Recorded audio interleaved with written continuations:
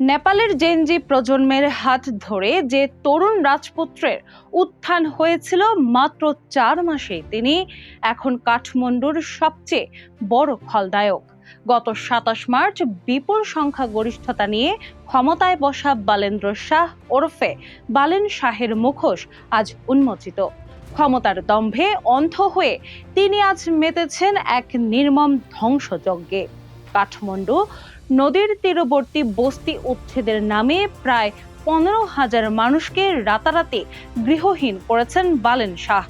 বিপুল police ও সেনা মোতায়েন করে গুঁড়িয়ে দেওয়া হয়েছে 2,600 পরিবার। আশ্রয় কেন্দ্রে মাথা গোজার ঠাঁই পাওয়া অভাগাদেরও আলটিমেটাম দেওয়া হয়েছে, পালাও নয়তো মরো। পুনর্বাসন ছাড়াই এই তীব্র শীতে শিশু ও বৃদ্ধদের খোলা আকাশের নিচে ছুঁড়ে ফেলা হয়েছে।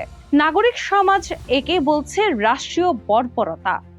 এই ক্ষোভের আগুনে ঘি ঢেলেছে 25 বছর বয়সী পাঠাও চালক গণেশ নেপালের জ্যান্ত আত্মহুতি। গত 9 জুলাই পার্কিং নিয়ে মিউনিসিপ্যাল পুলিশের মাত্র 1,000 রুপি জরিমানা আর 2 ঘন্টার মানসিক নির্যাতন সইতে না পেরে নিজের গায়ে পেট্রোল ঢেলে আগুন ধরিয়ে দেন গণেশ। গুরুতর দগ্ধ ওই তরুণকে স্ট্রেচার ছাড়াই পশুর মতো গাড়িতে তোলার অমানবিক ভিডিও দেখে স্তব্ধ নেপাল।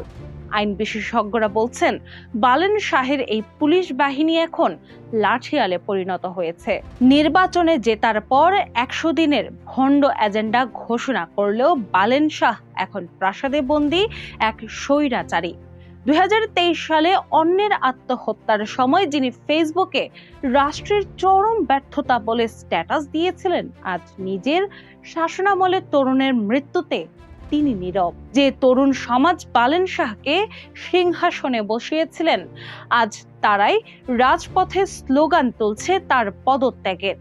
ক্ষমতার দম্ভে অন্ধ এই শাসকের পতনের কাউন্টডাউন হয়তো শুরু হয়ে গেছে।